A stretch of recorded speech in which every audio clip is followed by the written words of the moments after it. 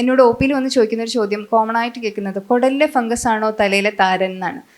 അങ്ങനെയല്ല, ഭയങ്കര കോമൺ ആയിട്ട് ആൾക്കാർക്കുള്ളൊരു ഡൗട്ടാണ്. ചിരിക്കാനുള്ള കാര്യം എന്ന് പറയാൻ വയ്യ. അപ്പോൾ എന്താ വെച്ചാൽ ശരിക്കും ഡിസ്ബയോസിസ് എന്ന് പറയും. അതായത് ഗട്ടിൽ, എല്ലാവരുടെയും ഗട്ടിൽ, സ്റ്റൊമക്കിൽ ഒരു നല്ല ബാക്ടീരിയ വിഭാഗമുണ്ട്, കുറച്ച് പാത്തോജനിക് ആയിട്ടുള്ള പ്രശ്നക്കാരായ ആൾക്കാരുണ്ട്. ഇവർ രണ്ടുപേരും ഒരു ബാലൻസിൽ പോകുമ്പോഴാണ് കാര്യങ്ങൾ സ്മൂത്തായിട്ട് പോവാം. ഇതിലൊരു പ്രശ്നം വന്നു കഴിഞ്ഞാൽ ചിലപ്പോൾ ആൻറ്റിബയോട്ടിക്സ് കൊണ്ടാവാം, ഈ പറഞ്ഞ പോലെ സ്ലീപ്പ് ഡിസ്റ്റർബൻസ്, പല കാര്യങ്ങളുണ്ട് എഫക്റ്റ് ചെയ്യുന്നത്. ഇതിലൊരു ഇംബാലൻസ് വന്നു കഴിഞ്ഞാൽ അത് നമ്മളെ ബോഡിയിൽ ഇൻഫ്ലമേഷൻ, ഈ നിർവീക്കം എന്നൊക്കെ നമ്മൾ മലയാളത്തിൽ പറയുന്ന ഒരു ഇൻഫ്ലമേഷൻ നമ്മളെ ബോഡിയിൽ ഉണ്ടാക്കുക എന്നുള്ളത്. അത് ബാക്കിയുള്ള ഈ പറഞ്ഞ പോലെ സ്കിൻ കണ്ടീഷൻസിനെയും, ഇപ്പം ആക്നി ആവട്ടെ, നമ്മുടെ താരനാവട്ടെ, ഇങ്ങനത്തെ കാര്യങ്ങളെയൊക്കെ ചെറിയ രീതിയിൽ ബാധിക്കും. ഇത് സ്കിന്നിൻ്റെ കാര്യം ഞാൻ പറയുന്നത്. അതല്ലാതെയും ബാക്കി എല്ലാ ഡിസീസുകളെയും ഇത് ബാധിക്കുന്ന കാര്യമാണ്. കുറേയൊക്കെ സോറിയാസിസ്, വിറ്റ്ലിഗോ, ഇങ്ങനെയൊക്കെ ചെറിയ രീതിയിൽ ഇതിനെ ബാധിക്കാൻ സാധ്യതയുണ്ട്. അതല്ലാതെ കുടലിലുള്ളൊരു ഫംഗസിനെ ട്രീറ്റ് ചെയ്യുന്നതുകൊണ്ടോ ഒരു ബാക്ടീരിയനെ ട്രീറ്റ് ചെയ്യുന്നതുകൊണ്ടോ താരനും കുരുവൊന്നും മാറിപ്പോവില്ല. അതൊരു മിസ്കോൺസെപ്റ്റാണ്. മാം എന്തെങ്കിലും പറയാം? സ്ത്രീനെ സംബന്ധിച്ച് ഓട്ടോ ഇമ്മ്യൂൺ റെസ്പോൺസ് വളരെ ഹൈറ്റൻഡ് ആണ്. ഒരു ഫീമെയിലിന് ഇമ്മ്യൂൺ റെസ്പോൺസ് ഹൈറ്റൻഡ് ആണ്. അപ്പോൾ ഓട്ടോ ഇമ്മ്യൂൺ പ്രശ്നങ്ങളും അപ്പോൾ കൂടുതലായിരിക്കും ഒരു മെയിലിനെ വെച്ച് കമ്പയർ ചെയ്യുമ്പോൾ. അപ്പോൾ ഈ പറഞ്ഞ പോലെ ഇൻഫ്ലമേഷൻ നമ്മുടെ ശരീരത്തിൽ കൂടിക്കഴിഞ്ഞാൽ, ഈ ഇൻഫ്ലമേഷൻ എന്ന് പറഞ്ഞാൽ ഒരു സാധാരണ ബ്ലഡ് ടെസ്റ്റോ അല്ലെങ്കിൽ നോക്കി കണ്ടുപിടിക്കാൻ പറ്റുന്ന സാധനമല്ല. It is there. അതൊരു കുറച്ച് ഡീപ്പ് സ്റ്റഡീസിലേ നമുക്കത് കണ്ടുപിടിക്കാൻ പറ്റുള്ളൂ. അതുകൊണ്ട് അതിനെ എക്സ്പ്ലോർ ചെയ്യാൻ ആരും ട്രൈ ചെയ്യാറില്ല. പക്ഷെ അതിൻ്റെ സൈഡ് എഫക്ട്സ് നമ്മൾ അനുഭവിക്കും. ബ്രെയിൻ ഫോഗായിട്ടും കോൺസെൻട്രേഷൻ ഇഷ്യൂസായിട്ടും കുറേ കാര്യങ്ങൾ, എസ്പെഷ്യലി നിങ്ങളുടെ പ്രായത്തിലുള്ളതിൽ അതിൻ്റെ സൈഡ് എഫക്ട്സ് പ്രത്യേകം അനുഭവിക്കും. അതുകൊണ്ട് ഗട്ട് ഹെൽത്ത് ഇമ്പ്രൂവ് ചെയ്യുക എന്ന് പറയുന്നത് ഈ വളരെ ഇമ്പോർട്ടൻ്റ് ആണ്. ഇപ്പോൾ പ്രൂവൺ ആണ്. പണ്ട് ഇതൊന്നും we don't discuss, but now proven ആണ്. ഗട്ട് ബ്രെയിൻ ആക്സിസ് എന്ന് പറഞ്ഞത് വളരെ റിയൽ ആണ്. ഗട്ട് ഗൈനക്കോളജിക്കൽ ഇഷ്യൂസിലും കുറേ PH ഗട്ട് ഇഷ്യൂസ് വളരെ ഇമ്പോർട്ടൻ്റ് ആണ്. സോ എല്ലാത്തിലും നമ്മളുടെ എളുപ്പം ഒരു പ്രോബയോട്ടിക് കൊടുത്ത് സെറ്റിലാക്കുന്ന, അത് ഇല്ലാതെ തന്നെ നിങ്ങൾക്ക് വീട്ടിൽ നിന്ന് നല്ല പ്രോബയോട്ടിക് ഉള്ള ഫുഡുകൾ, നമ്മുടെ ദോശ, ഇഡ്ഡലി, തൈര്, ഇതൊക്കെ കഴിച്ച് നമ്മളുടെ ഗട്ട് ഹെൽത്ത് ഇമ്പ്രൂവ് ചെയ്യാം. ഗുഡ് ബാക്ടീരിയ വന്ന് ആ ഫെർമെൻറ്റേഷൻ പ്രോസസ്സ് നടന്ന ഫുഡുകൾ നിങ്ങളുടെ ഗട്ടിൽ ചെല്ലുമ്പോൾ വളരെ ഇമ്പോർട്ടൻ്റ് ആയിട്ടുള്ള എഫക്റ്റുകളാണ് നമ്മളുടെ ശരീരത്തിൽ ക്ലെൻസിങ് പോലെ നടക്കുന്നത്. അപ്പോൾ ചുരുക്കി പറഞ്ഞാൽ നമ്മൾ സെറംസ് മാത്രം ഉപയോഗിച്ചിട്ട് കാര്യമില്ല അസ്ന. നമ്മൾ അകത്തേക്കും കൂടെ നമ്മൾ എന്തെങ്കിലും നമ്മളുടെ ഫുഡിലും കൂടെ കോൺസെൻട്രേറ്റ് ചെയ്യേണ്ടതുണ്ട്. ഇതിപ്പോൾ മാം നമ്മളിപ്പോൾ കുറേയധികം മാറ്റങ്ങൾ നമ്മുടെ സൊസൈറ്റിയിൽ വരുന്നുണ്ട്. നമ്മൾ സെക്സ് എഡ്യൂക്കേഷൻ്റെ കാര്യം ഇപ്പോൾ ഭയങ്കരമായിട്ട് സംസാരിക്കുന്നുണ്ട്. അത് സിലബസിൽ ഉൾപ്പെടുത്തണം എന്ന് പറയുന്നുണ്ട്. ഇപ്പോൾ ഗർഭനിരോധനവുമായിട്ട് ബന്ധപ്പെട്ടിട്ട് പറയുകയാണെന്നുണ്ടെങ്കിൽ ആസ് എ ഗൈനക്കോളജിസ്റ്റ് നമ്മൾ പിൽസ് കഴിക്കുന്നവരുണ്ട്, കോണ്ടം യൂസ് ചെയ്യുന്നവരുണ്ട്, ഇപ്പോൾ കോപ്പർട്ടി യൂസ് ചെയ്യുന്നവരുണ്ട്. ഇതിൽ ദ ബെസ്റ്റായിട്ട് എപ്പോഴും ആസ് എ ഗൈനക്കോളജിസ്റ്റ് അഡ്വൈസ് ചെയ്യാറ് ഏതാ? കോൺട്രാസെപ്റ്റീവ്സ് പറയുമ്പം പിന്നെ ദ ബെസ്റ്റ് എന്ന് പറഞ്ഞിട്ട് നമുക്കില്ല.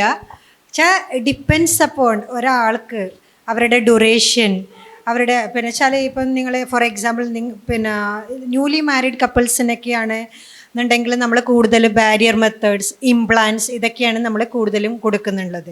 ഇംപ്ലാൻസ് എന്ന് പറഞ്ഞു കഴിഞ്ഞാൽ ഈസിയാണ് ഇൻസേർട്ട് ചെയ്യാൻ. ഇപ്പോൾ ന്യൂവർ ടെക്നിക്കാണ്. ഒരു 3 to 5 years ഒക്കെ നമുക്ക് യൂസ് ചെയ്യാമെന്നാണ്.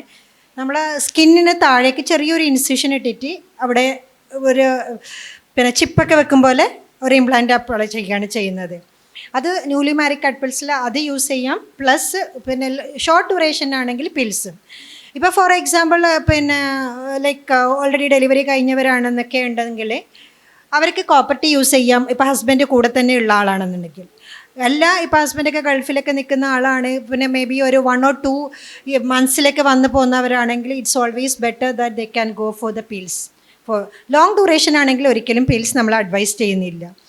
പിന്നെ നമുക്ക് ഹോർമോണൽ ഇംപ്ലാൻസ് ലൈക്ക് ഇത് ഇംപ്ലാൻസ് അല്ല, കോപ്പർട്ടി പോലെ ഇടുന്ന മെറീന പോലത്തതുണ്ട്. ചിലവർക്ക് എല്ലാവർക്കും കോപ്പർട്ടി ടേക്കപ്പ് ചെയ്യണമെന്നില്ല. ബ്ലീഡിങ് ഇഷ്യൂസൊക്കെ വരുന്നവരാണെങ്കിൽ മെറീന പോലത്തെ കാര്യങ്ങളും നമുക്ക് യൂസ് ചെയ്യാവുന്നതാണ്. പിന്നെ ഇതൊന്നും വേണ്ട, ബാരിയർ മെത്തേഡ് യൂസ് ചെയ്യുകയാണെങ്കിൽ no side effects, nothing, you can back. അതുപോലെ തന്നെ ഈ കോൺട്രാസെപ്റ്റീവ് പിൽസ് നമ്മൾ ഉപയോഗിക്കുകയാണെന്നുണ്ടെങ്കിൽ നമ്മളുടെ ഫെർട്ടിലിറ്റിയെ പെർമനൻ്റ്ലി അത് ബാധിക്കുമോ? പെർമനൻ്റ്ലി ബാധിക്കില്ല. പക്ഷേ ലോങ് ടേം ഹോർമോണൽ ആക്ച്വലി കഴിക്കുമ്പം നമുക്ക് അതിൻ്റെ കുറേ സൈഡ് ഇഫക്ട്സ് ആയിട്ട് വരുന്നുണ്ട്. കാരണം ചില വെയിറ്റ് ഗെയിൻസ് വരാം, മൂഡ് സ്വിങ്സ് വരാം, ഒരു ലതാജിനസ് വരാം. അതൊക്കെ കൊണ്ടാണ് നമ്മൾ ലോങ് ടേം വേണ്ടെന്ന് പറയാനിരിക്കുന്ന കാരണം. പിന്നെ ഹോർമോണൽ ഇംബാലൻസ് വന്നിട്ട് മെൻസ്ട്രൽ കംപ്ലയിൻസ് ഒക്കെ വരാൻ സാധ്യതയുള്ളതൊക്കെ കൊണ്ടാണ് അത് വേണ്ടെന്ന് പറഞ്ഞത്. നമ്മൾ മെൻസ്ട്രുവേഷൻ്റെ സമയത്ത് വിട്ടുപോയൊരു കാര്യം, നമ്മൾ ഈ ചില പെൺകുട്ടികളെങ്കിലും ചിലപ്പോഴെങ്കിലും വന്ന് ചോദിക്കാറില്ല. അതായത് മെൻസ്ട്രേഷൻ സമയത്ത് നമ്മളുടെ ബ്ലഡിൻ്റെ വേരിയേഷൻ, കളറിലെ വേരിയേഷൻ, അത് ഈ പറയുന്ന പോലെ നമ്മൾ സീരിയസ് ആയിട്ട് എടുക്കേണ്ടതുണ്ടോ? ഈ കളറ് എന്തെങ്കിലും ബ്ലഡ് സൈൻസ് തരുന്നുണ്ടോ എന്നുള്ളത്? ഇപ്പം നോർമലായിട്ടുള്ള ഒരു ക്ലിയർ കട്ട് റെഡ് ബ്ലഡ് അല്ല നമുക്ക് കിട്ടുന്നത്. ചിലപ്പോൾ എന്താ പറയുക, ചിലവർക്ക് ഒരു ലൈറ്റ് കളർ കാണാം, പിന്നെ അല്ലാന്നുണ്ടെങ്കിൽ ഡാർക്ക് കളർ, ഒരു ബ്രൗണിഷ് ഡിസ്ചാർജ്, ഒരു ബ്ലാക്കിഷ് ഡിസ്ചാർജ്, അങ്ങനെ ഒരു ഡിസ്ചാർജ് കളർ ചേഞ്ച് ആയിട്ട് വരുന്നതാണെങ്കിൽ usually there can be either hormonal imbalance or ovarian pathology. കൂടുതൽ ചാൻസ് ഫോർ ഓവറിയിൽ എന്തോ ഒരു പാത്തോളജി ഉണ്ടെന്നാണ്. It can be ovarian cyst അല്ല PCOS എന്തെങ്കിലും.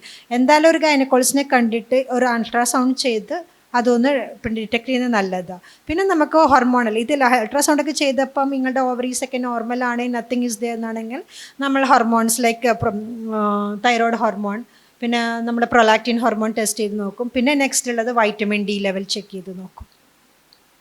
Thank you. അതുപോലെ ഒട്ടുമിക്ക പെൺകുട്ടികളുടെയും കുറച്ച് പ്രശ്നമായിരിക്കും PCOD അല്ലേ? PCOD സഫർ ചെയ്യുന്ന ഒരുപാട് കുട്ടികളുണ്ടായിരിക്കും. PCOD കാരണം ഈ പറഞ്ഞ പോലെ വെയിറ്റിൻ്റെ കാര്യത്തിൽ, രോമ വളർച്ചയുടെ കാര്യത്തിൽ തടി കൂടുന്ന ആൾക്കാരൊക്കെ ഉണ്ടായിരിക്കും. PCOD കൺട്രോൾ ചെയ്യാൻ വേണ്ടിയിട്ട് പെൺകുട്ടികൾ സ്പെഷ്യലി എന്തൊക്കെ കാര്യങ്ങൾ ശ്രദ്ധിക്കേണ്ടതുണ്ട്? PCOD ഇപ്പം ഇന്നത്തെ എല്ലാ ജനറേഷൻസും കാണുന്നതാണ്. ഇപ്പം ഈവൻ പിന്നെ ഇത് കുട്ടികളുള്ള ആൾക്കാർക്കും മൾട്ടിഗ്രാവിഡയിൽ പോലും PCOD കാണുന്നത്. കാരണം നമ്മുടെ ലൈഫ് സ്റ്റൈൽ ഒരുപാട് ചേഞ്ച് ചെയ്ത് പോയി. കാരണം ഹോർമോണൽ ഇംബാലൻസ് ഉണ്ടാവുന്നുണ്ട് PCOD. ജനറ്റിക്കായിട്ട് കുറച്ച് ചെറിയൊരു പാരക്കുണ്ട്. പക്ഷെ നമുക്ക് ഇന്ന് കാണുന്ന PCOD ഓൾമോസ്റ്റ് കൂടുതലും വരുന്നത് നമ്മുടെ ലൈഫ് സ്റ്റൈൽ വെച്ചിട്ടാണ്. കാരണം നമ്മുടെ സെഡൻറ്ററി വർക്കിംഗ് ഹാബിറ്റ്, പിന്നെ ഫുഡ്, ഡയറ്റ്, അൺഹെൽത്തി ഫുഡാണ് നമ്മൾ കൂടുതൽ യൂസ് ചെയ്യുന്നത്. പിന്നെ സെഡൻറ്ററി വർക്കിംഗ്, ആർക്കും ഇപ്പം നമുക്ക് ആവശ്യത്തിനുള്ള എക്സസൈസ് നമ്മളെ ബോഡിക്ക്